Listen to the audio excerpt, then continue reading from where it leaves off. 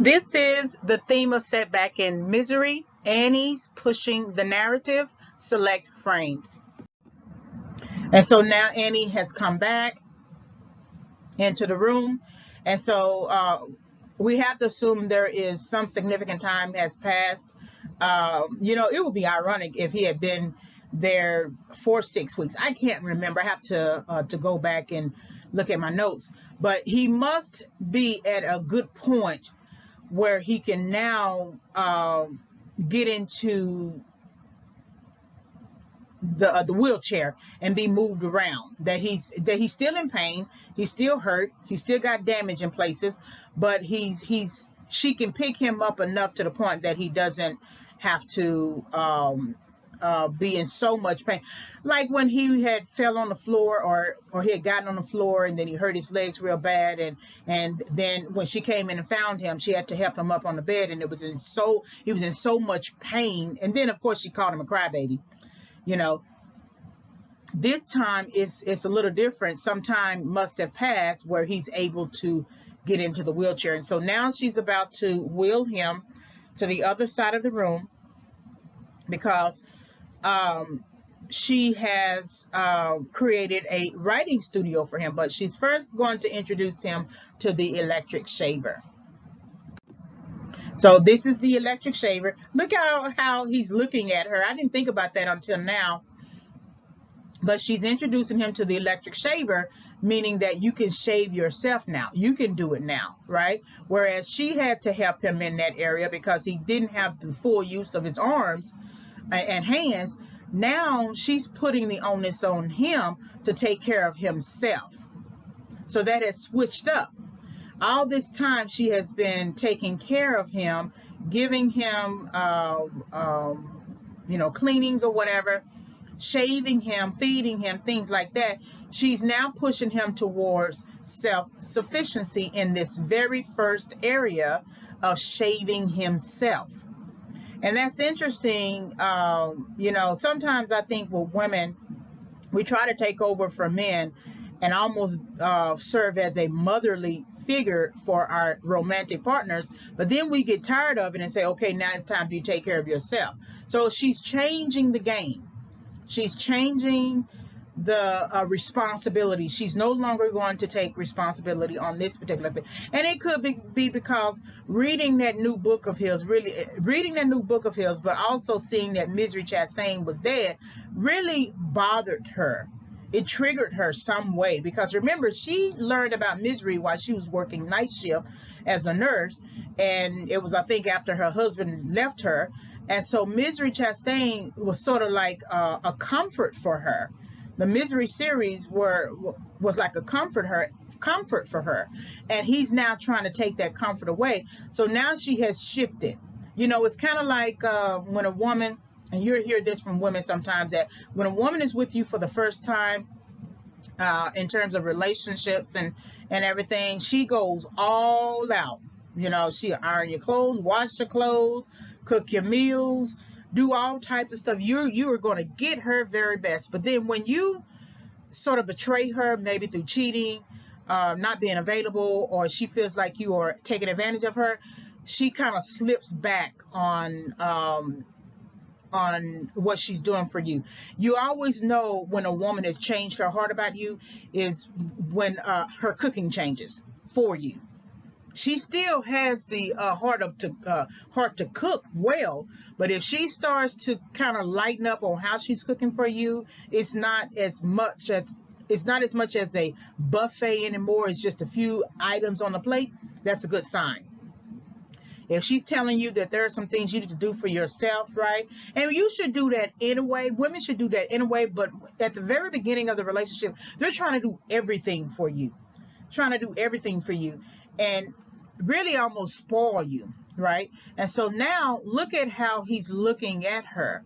That, and honestly, he should be happy that she's giving him his own shaver so she don't have to touch his face. I wouldn't want anybody to touch my face with a razor. I don't care if you are coming at it with, good intentions. I don't know you enough to know if you know how to use that razor properly. But he's upset. is bothering him. Of course, this is not the only thing that is bothering him, right? I think he's getting to a point where he's annoyed. You know, it's interesting that the director doesn't show Paul Sheldon crying over that book that was burned. You know, like alone. You know, right in front of Annie, he might not have cried, but once she left the room, why wasn't a camera on his face crying over that book that he just had to burn? There was nothing. I didn't see a tear throughout the time. I didn't see any real process of him going through being worried about it, thinking about it, being depressed by it. It's almost like it's almost like the director skipped over that process or doesn't know that process. I'm quite sure the director does. Is Rob Reiner, right? But it's interesting that that is not shown, that is not presented, so that's something to think about. And then now that he has to shave himself, he seems to be annoyed by it. But of course, he's annoyed by Annie too at the same time. So then she brings in the typewriter, right? The little clunker that she got for him. And she said, I'm going, she had brought in the table and everything too, the little card table. And you can write more books.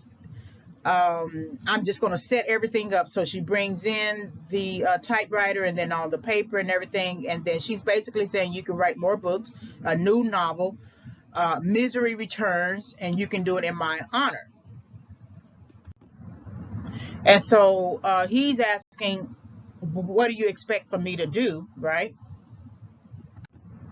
And she's saying you can write more books, again, a new novel, Misery Returns, and you can do it in my honor, right? And now that we have gotten rid of that filth, so she considered the new book that he had written, that he had to put fire to, as filth. And then you can write it in my honor as a way of saving your life, right? Nursing you back to health. And so here's where she gets into like her little monologue. It's almost like she's acting on a stage, the way that she is saying these words, write the book in my honor, for nursing you back to health. And so, on some level, then Annie wants to be honored. And maybe in her strategies while she was a nurse at the hospital and then subsequently killing babies, that on some way she wanted to be honored. I don't understand it myself, but I also remember when Paul was going through the photo album and looking at the newspaper clippings, that somebody died and then Annie was honored. The time span, we don't know what the time span was, but it was like a fellow student died somehow, and then Annie was the one who got honors, or she did something where she got honors. And so Annie is in a mode of thinking that you don't do work. You don't work to get honor. You skip ahead, you kill somebody, you trap somebody in a room. How is it that he's going to write a whole new book in her honor? I understand what she's saying. Okay, I saved his life, and so maybe she wants him to do one of those acknowledgement, to Annie for saving my life in the book, right? I'm assuming that's what she really wants. Okay, and so but he still don't know enough of Annie to do that. Usually those dedication pages or acknowledgement pages, those tend to be for people that the author knows and has a strong relationship with.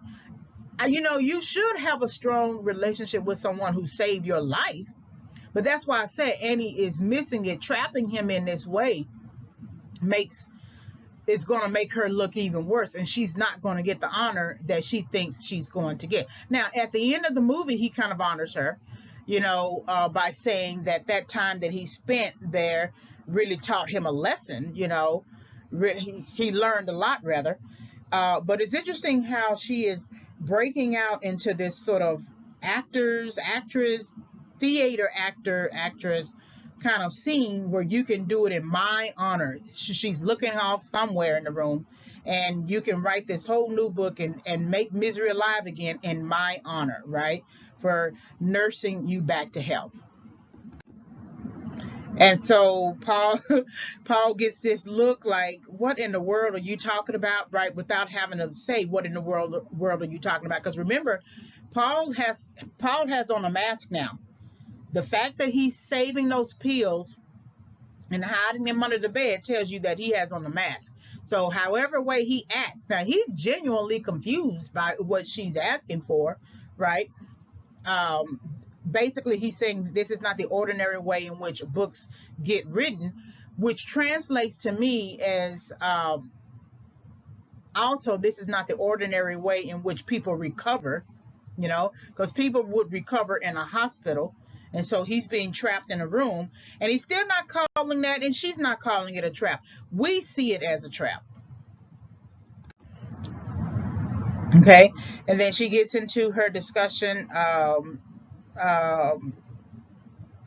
about getting rid of that filth and writing new books. And this is where she pushes him to the table. And so she's now pushing the narrative even more. She was kind of walking through the narrative, maybe just instinctual. Someone has crashed off the road. Let me help them. Let me nurse them back to health. Can I read your book? I don't like your book.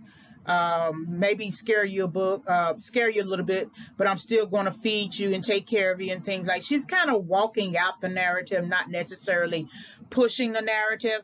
Sure, we could say when she passes the sheriff on the street that she could have done something more and said he's here. And she could have had all that time to say that, and that could be a sign of pushing the narrative. But this is where she's really pushing the narrative, where she's going to force him to write a whole new book. You could say that her pushing him to burn her book is pushing the narrative. I mean, it's part of it, right? It's part of it. Get rid of the past, which was really actually the present for him. But get rid of the past thinking, the past ideology about trying to hope for something new, and return to your most recent past of being in misery, right? And so now she's pushing the narrative. You're going to have to write misery's return, period. You're going to do it or you're going to die, right? And so this is where I feel like she's pushing the narrative, because now he's forced to contend with her narrative that misery should remain, where his counter argument, misery should not remain, but it's really in the reverse. His argument or his claim is misery should not remain. Her argument is her counter argument is misery should remain. And the fact that she gets him to write the book over and he actually writes it is her rebuttal as well, right? And the book, of course, is the evidence. Because remember, when you are building an argument, it's claim, counterclaim, evidence, and rebuttal. And you can use evidence for the claim, counterclaim, or rebuttal. So she's here. This is symbolic of her now pushing the narrative. So then she says, what do you expect me to write, or things like that, right? And then she says, let the view inspire you, and just inhale that. And that's interesting, because remember, he hasn't been close to the view from his bed. From his bed, it looked like it was reachable, but he couldn't grasp it. Now he's closer to that very view that he was seeing from the bed, that he could reach it. Now, in some ways, this may be Annie saying, if you want to get out of here, this is what you should do.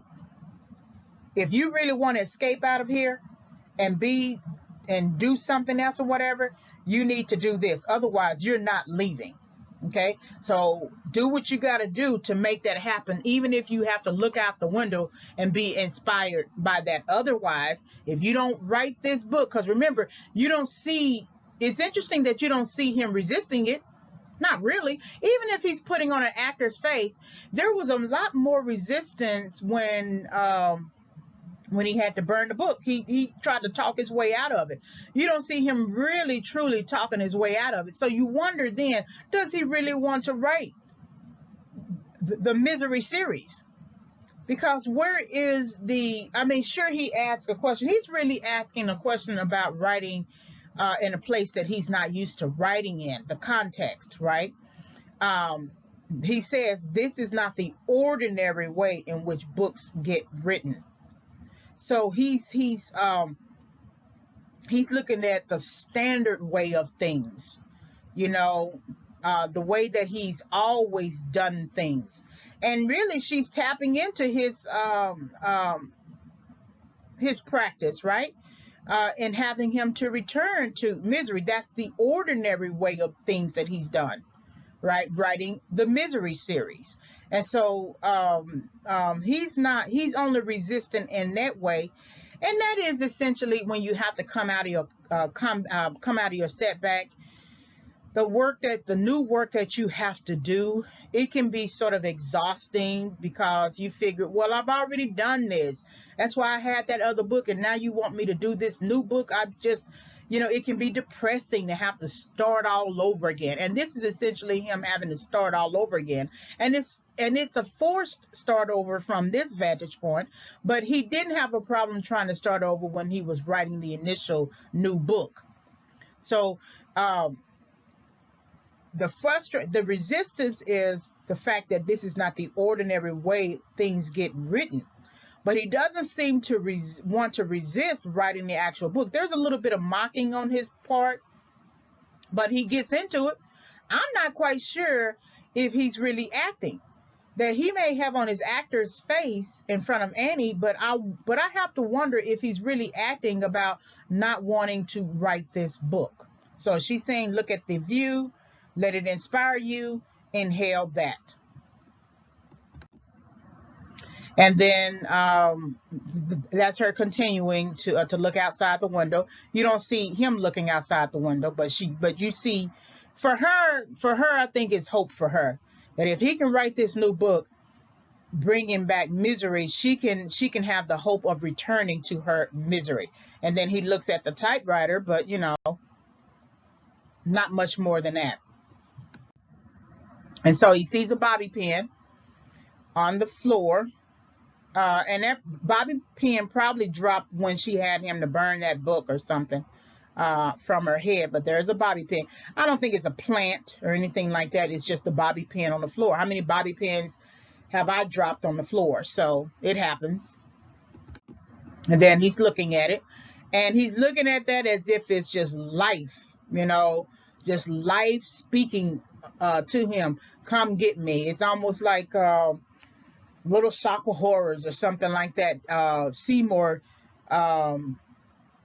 feeding the plant or something like that. Feed me, right? And so this is like life for him. Not the food that he's eaten, not the drink that he's had to drink, not the pills that he's had to take. This bobby pin right here is life for him. Just before Annie comes in with this new paper, with the paper and the typing materials and writing materials, things like that, Paul asks her, you don't get many neighbors, or you don't get bothered by many neighbors. And she basically says no. She talks about solitude. But it's interesting that Annie comes in setting up a writing studio.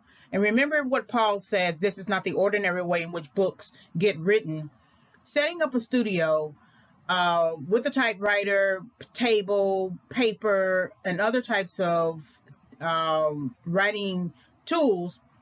And she comes in with some knowledge of what she thinks writing is.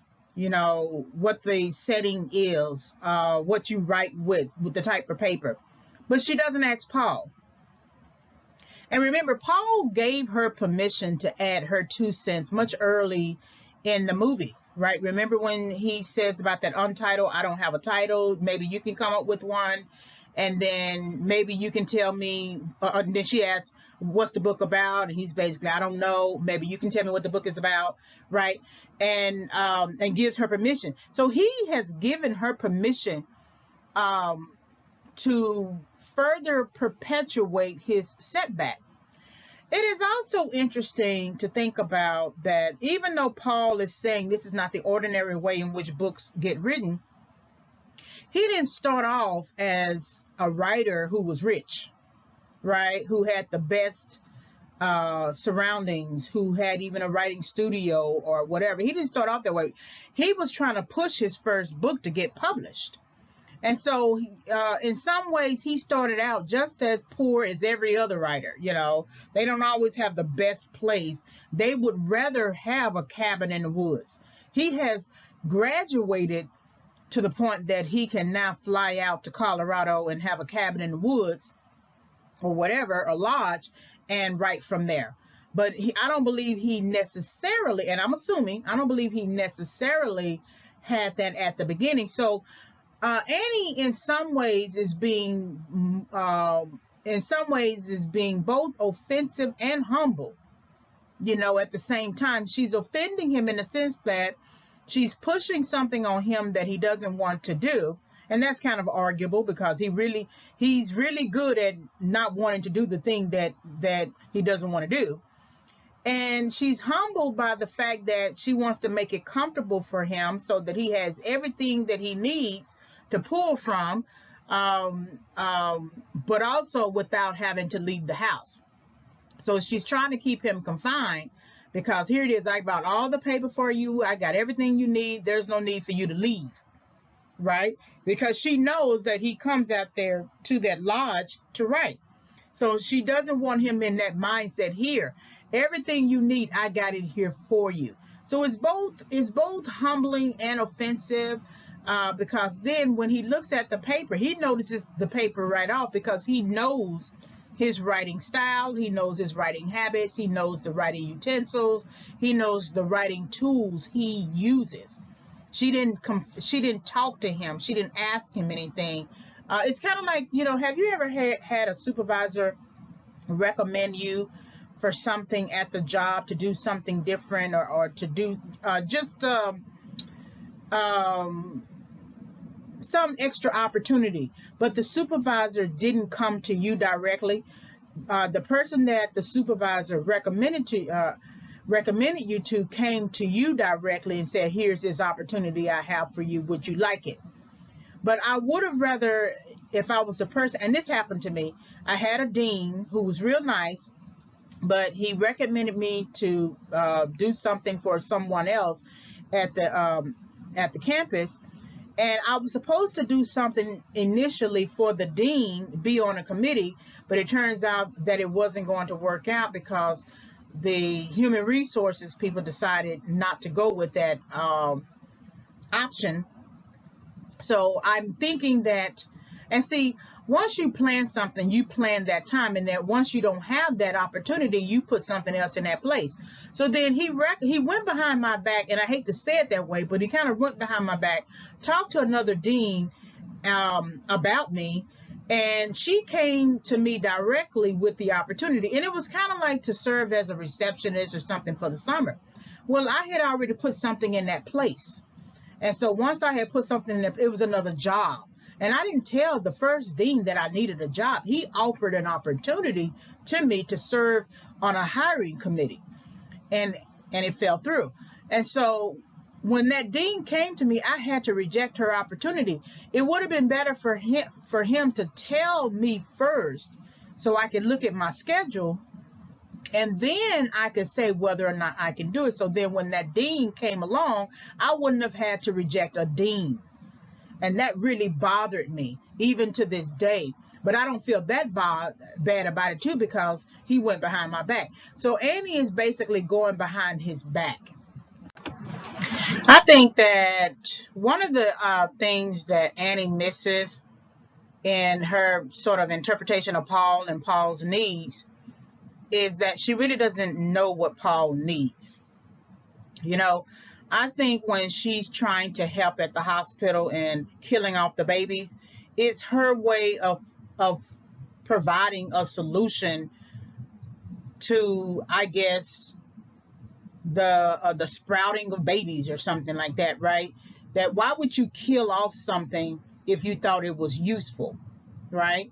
In the same way that she doesn't think that his new book is useful, and that's why she basically has him burn the book. It's her way of killing off something that she believes is not useful. Misery is useful. That's all Annie understands. Misery is useful. And so again, when I say that she's operating from both a offensive and humbling points of view, that the offensive aspect of her nature is to believe that she is being helpful.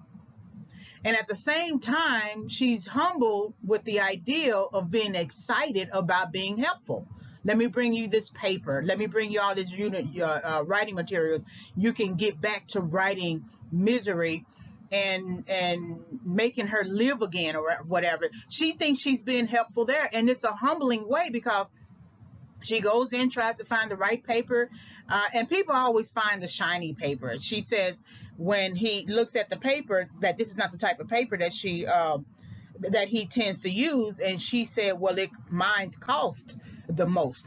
But then he shows her that it's not the best paper because it smudges. So she's not operating with knowledge about who he really is and what he really does and what kind of paper he really uses. So this means that he has left this out of interviews because she seems to know a lot more about him, his biography in a sense, in other areas, right? But he hasn't talked about the type of paper he uses. He hasn't talked about the typewriter he uses or the utensils. So he probably hasn't given a writing course yet, right? That she could arguably take and learn even more about him. But again, I think she's both offensive and humbling at the same time, you know. So that's something that I want you to think about. I thought a frame of the box, the typing paper box, was kind of interesting because it does look fancy. It's black, it's red against black, and then you have the white lettering there. And when you go and look for paper, typing paper, and in today's common parlance, it's printing paper. When you go to look for paper, your eyes do tend to gravitate to the fancier paper. You automatically think if it's that fancy looking, then it must be right. It must look great, right? We look at the outer. But Paul is looking at the inner portion of the paper and how it doesn't serve as the type of writing paper that he needs. Now on the box, you read that this is the type of paper that you can erase without a trace. It's typewriter paper, of course, right? And then it gives you other types of qualities, right? But when Paul inserts the paper into the typewriter and he types the word smudge on it, and then he pulls it out and it smudges, then it cannot be the type of paper that erases without a trace. So, is that false advertising? It could be, because then we could say the same about Annie. That Annie is really false advertising. She was supposed to be a nurse. She's supposed to operate as a nurse. I don't even remember after this writing studio, after she pushes her narrative with the pushing him towards the table, the little makeshift desk in his wheelchair. After that, I don't remember her serving as a nurse in terms of a nurse's capacity, really coming in and looking back on him. I don't remember her looking at his legs again to see if they've healed. I don't remember her taking off the brace or repatching or cleaning his legs or anything like that. And that could be the prerogative of the writer as well as the director to not show us that. You know, we could take that as an opportunity, use it as an opportunity to critically think. But somewhere she has so changed her position, changed her argument, that she's no longer a nurse in this situation. And she has now become Paul's basically teacher, editor, publisher, agent, everything, right? And so that has to be on some level false advertising, because you can't type and there not be a trace if you try to erase something. But it's saying here on the box, or it's reading here on the box, erase without a trace. And so again, you often gravitate to the fancier product, whatever that product is, especially if it's packaged very well, because when Annie has to go back to the store and get new paper, because Paul says that paper is, the paper that she has here for him now is not going to work for him. She goes back and gets the regular paper that is not packaged well. It's just packaged in a regular paper packaging. It's not packaged in a box. And if you drop it, it could tear, right? I've had paper that I've ordered from Office Depot that it wasn't in a box in terms of the packaging, but it was packaged in a box. And you would think because it was packaged in a shipping box that it wouldn't tear on the inside. But once I opened up that box, the paper had torn, right? The outer casing of it, which is paper, also had torn. So I do understand how Annie would think that pulling the paper that looks fancy automatically tells us that, or automatically suggests that it is the right paper. But we all know that a lot of stuff can look fancy and not be the right thing. How many times have we all pulled at something that we thought was fancy? A fancy guy, a fancy girl, a fancy job, a fancy piece of clothing or whatever, and it turns out it did not fit us. And that's basically what Paul is suggesting. Now, of course, Paul has another ulterior motive as well, because paper is still paper. He could still type on that paper, and then you always have whiteout or anything like that you could use to white out a particular area. I think that Paul is really trying to get her out of the house, and knowing that it's going to take a little bit of time for her to go back into town and pick up the appropriate paper. That gives him some time to try to get out of the house and maybe escape, even though that's kind of dumb because he can't really move his legs. So I just thought that was interesting, that could be a sign of false advertising if something is erases without a trace, but then when he types smudge on the typing paper, on that same typing paper, that it actually smudges, then that to me is false advertising, in which we could also apply to Annie. And so Annie is very happy with herself. Remember, Annie is, like I said, is very offensive and humbling at the same time. She's very happy with herself. It's this big smile, because I believe this smile, what comes through this smile is the hope that she has for Paul bringing back misery. And so whatever she has to do to humble herself and go get the items for him, she's going to do it. But the face is going to change. The smile is going to change, because Paul says that this is not the right paper. Her face has changed. And so what this is that Annie changes her disposition, her facial features, her face, when she receives a disapproving eye or disapproving look or disapproving statement. I remember when she came in with his new book, not the untitled version, but the new Misery book, where he kills off Misery Chastain. And he's worried about the fact that he can't call his doctor and things like that. And for a little bit of a moment, and you really got to catch it, pay attention to Annie, that her face changes. And that's when she gets up holding the book and talks about how she'll do her best to try to call and things like that.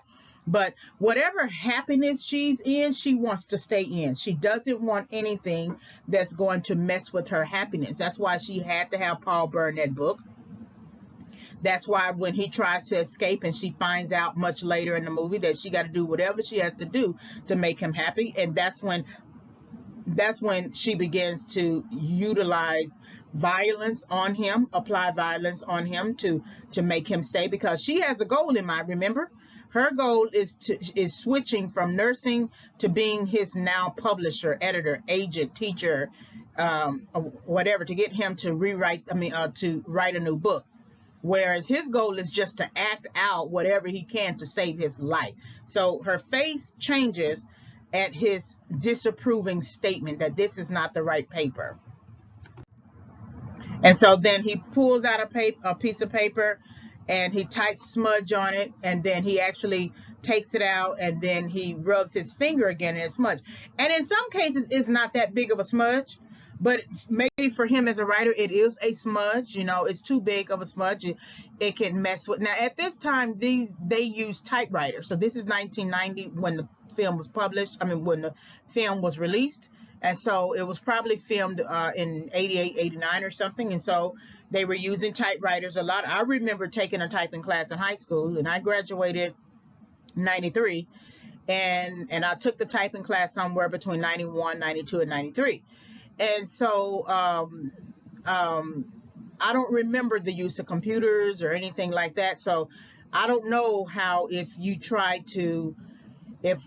the publisher tried to reproduce this, if the smudge will come through the reproduction. So if this is important to Paul, it's important, period, because Paul is the writer, and Paul is the one who has the reputation for writing good work and presentations. Well, his publisher has the reputation for good presentable work. And so we have to take him at his word that this issue here is still a major issue, although I still believe he has that ulterior motive. So Annie looked at him while he was talking about how he wanted her to be in on everything, not just the finished book, but also how it is written. So he's pointing to the idea that smudge is going to affect how it is written, right? But remember, again, he's the one who gave her permission. But I also believe that he's acting here in terms of, I want you to be in on everything, right? Because he has to put on a face to save his life. But then I wonder if he was earnest even before, when he basically said the same thing, that maybe you should title it, maybe you should tell me what it's all about. Was he just having conversation, or did he really mean for Annie to be in on everything? Because Annie took it seriously. She took him at face value that he wanted her to be a participant in his work, a co-participant in his life, to the point that she said, maybe you should write this book and you can write it in my honor for nursing, for saving your life and nursing you back to health. Well, she has abandoned that goal. She's not interested anymore in nursing him back to health and recovery. That goal is out of the window. It has flown out the window. And I don't know if I really know when that goal ended. I do believe on some level that when she read the untitled book and she didn't like it, and that it had no nobility, that she might have begun that goal then, right? For her to no longer be a nurse to him, but to be something else, for which he gave permission. So earnesty is interesting, because there's a lot that with Paul that he's not being honest about. Of course he can't, because he has sort of perpetuated his setback by sort of agreeing with Annie and letting her do whatever she needed to do, but it's also his context. It's also her context. Well, the parallel to the publisher, he's gotten himself connected to the publisher, and now he's sort of trapped and can't do what he really wants to do, and so he just has to be amenable and acquiescent to the publisher to get whatever it is they got to get done in terms of their economic and financial agendas.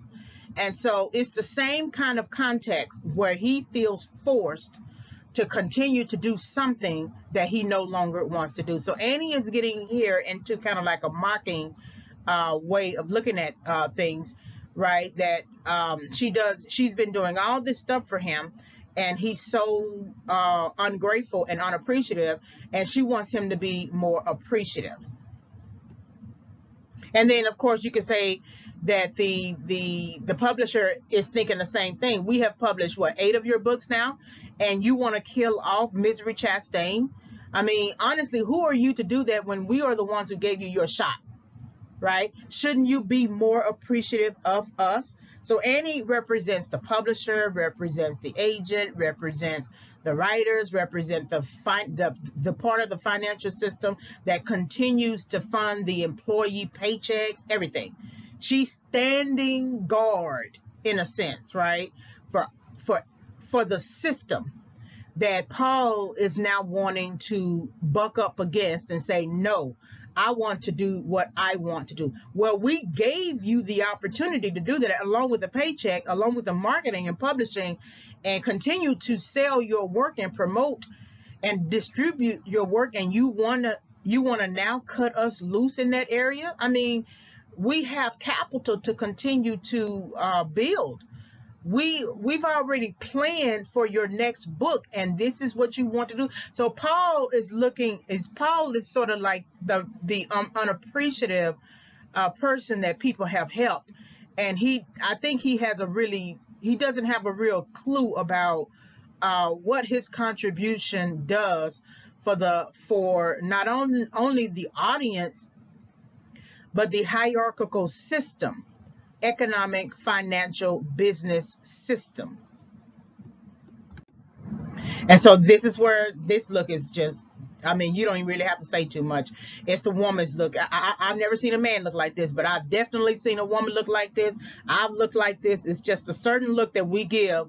You know, look at you. Here it is. I've done all this kind of stuff, and you're going to do this to me or whatever. Or it's the type of look, I'm like, I know that you are not trying to act like you are grown. I'm taking care of you, and you're trying to act like you're grown. I don't think so. So every woman knows this look, and every woman has an explanation for this look, and you would just have to ask that woman what this look is for her, and she would tell you. And usually we put our hands on our hips for this type of look. And so now Paul like any man who is confused by the way the woman is looking, because remember, she has been so amenable to him, she's been so acquiescent to him, in a sense, because it's Paul Sheldon, in the same way that he had to be amenable and acquiescent to her.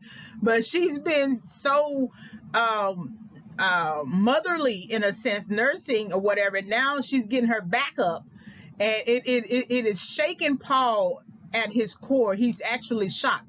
Whatever she's done before has been maybe like confusion to him, because maybe he just didn't understand the situation for what it really is. He couldn't, because she's withholding her real self. Annie has been putting on a mask this whole time, really, because Annie is no real nurse. Nurses, people who are nurses and doctors are not going to, I'm talking about in heart, are not going to do what she does to Paul later. But this look is one of those looks that men give to women, and it's a man who gives it to a woman. Like, what? Is she crazy? What is wrong with her? Why is she acting like this? What these types of looks that send alarm? Like, I got to get out of this place, because this lady, and most men will use the B word, but this lady has gone straight up crazy. I got to get out of this place. Let me just shut up as much as I can, play my role. But the first sign I can get out of here, I'm out of here. But this look just tickles me. It just tickles me. And so this is Annie going into her spiel about, I do everything for you. I clean you. I feed you. I cook for you. I do all this stuff for you. And she said, but all you can complain about is the paper. It's not the right paper, Annie. It's not the right paper. She said, all you can complain to me is about the paper. And so Annie is now stepping into like a true mother role. She's stepping, like every woman has, kind of like, even if the woman doesn't have any kids, and she's not a mother, she's stepping into a real motherly role. I do all this stuff. I go out, I clean, I wash, I do all this kind of stuff, and you can't clean the dishes. Or she could be stepping into a wife role. That's why I say I wonder if that room was a room that she had her husband in. She claims her husband left, right? But when Paul goes in and looks through her photo album, he will see that her husband plunged to his death. So you have to wonder if Annie was the one who killed him, who was taking care of him in this room, because now she's also operating from a wife standpoint. I do all these things. So her past is coming through. We didn't have access to her past until, or we don't get access to her past until much later. But whatever is on the inside of you always has a way of coming out. I don't care what kind of mask you try to show the world. What people often say, when you go out in public, you show people your representative. You know, you don't show them your true self. But somehow the true self comes out. And Annie is talking in such a way as if she's a wife to a husband too, that I do all these things for you, and you have the nerve to act like this. I can't get you to do this or whatever, and I do all this stuff for you. Surely you can, that type of speech. And again, women know that type of speech because women start too early giving too much. We invest too much, too early, too fast, and expect a return when it might just be a process for everybody else. We don't do a process first. We don't give and stop. Give and stop. We just flood and spoil the man, the future partner, whoever, hoping that they're gonna do that, do the same. Which in many regards, women are asking for validation. And so if you can just validate me and say that, I appreciate you for doing all these things. And I don't remember even Paul saying, I appreciate. I think we hear the word appreciate at the end of the movie when he's sitting at the table with his agent and she's talking about his new book and how it has gained really good reviews and things like that. And she's surprised that he's not really happy about it. And then I think that's where he uses the word appreciate. Well, I appreciate, I'm glad they like it, I appreciate it, or something like that. But I don't really remember the word appreciate and appreciation from Paul up until now. I can't remember him saying anything like that. And I can look at the movie again to see, but I don't remember that. But she's inserting the word appreciate. Remember, she inserted the word love and then later die. And then now she's inserting the word appreciation, and that he's not showing her appreciation. And in some ways, I would be upset too if I rescued you from a crash, from a blizzard, and took care of you, and you don't seem to be that appreciative, right? But that is also her, that was her choice to do, because maybe she felt obligated to rescue him because she is from the health professions. But by the time he got to a certain point in his recovery, she could have called the hospital. She should not put so much on her and bear the load of it. It is interesting to note that how Annie is so quick to abandon her mastery orientation of being a nurse.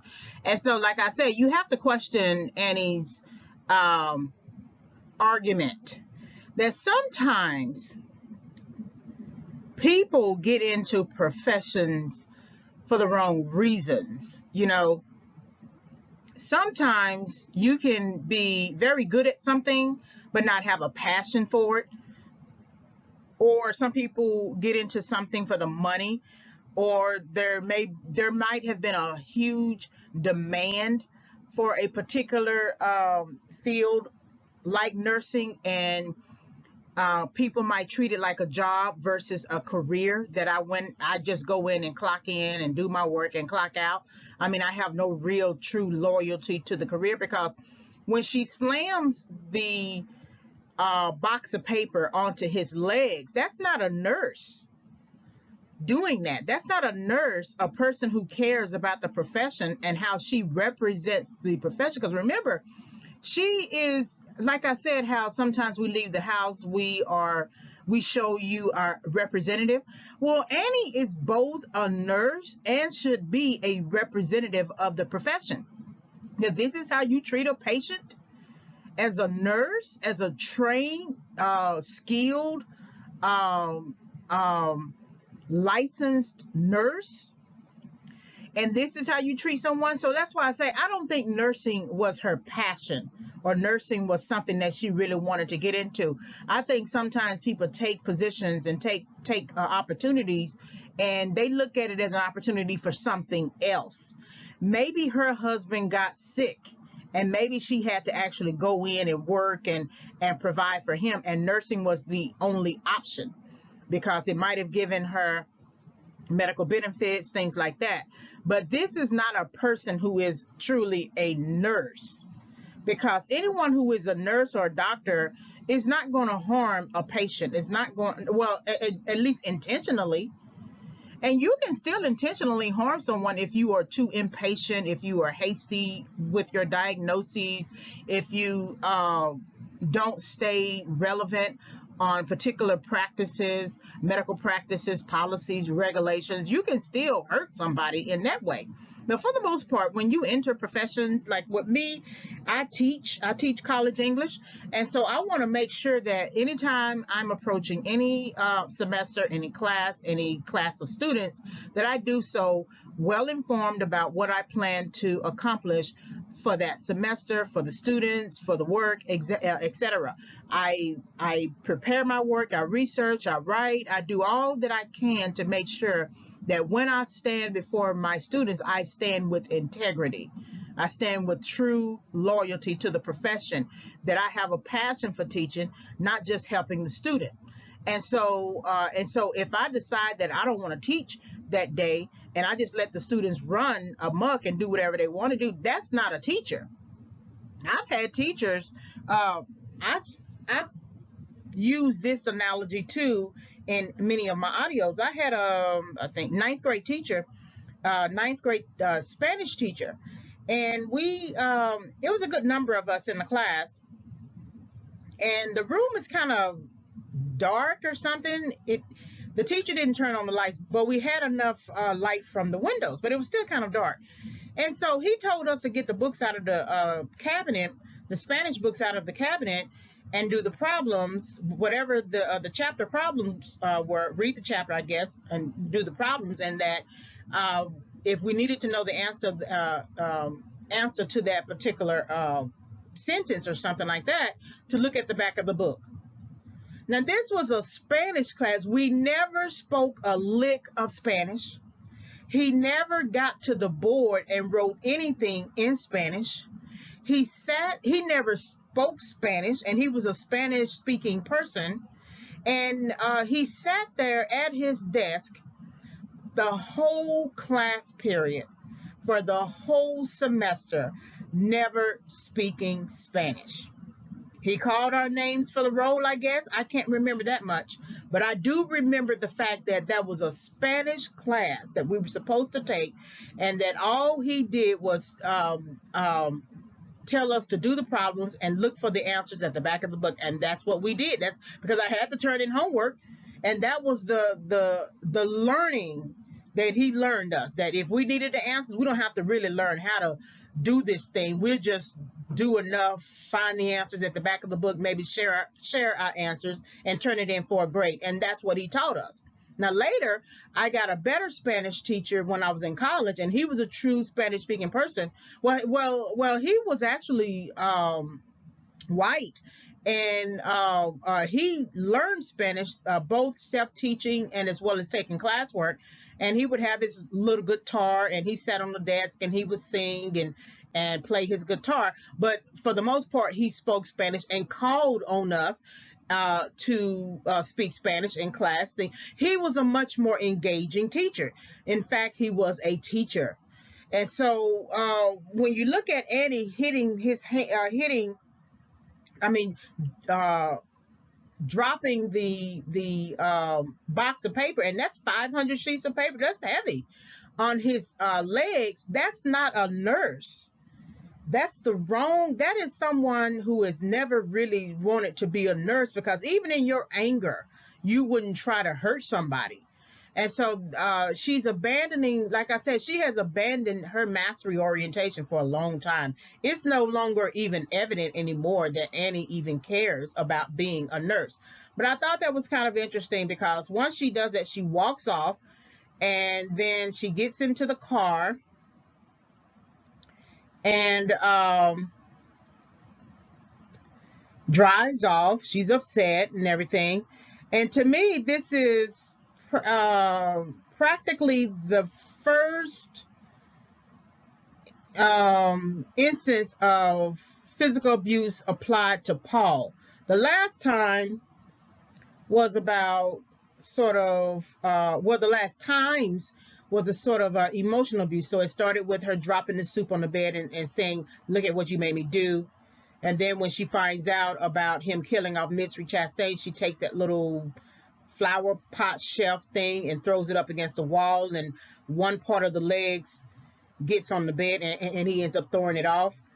And then when she has him to burn his book.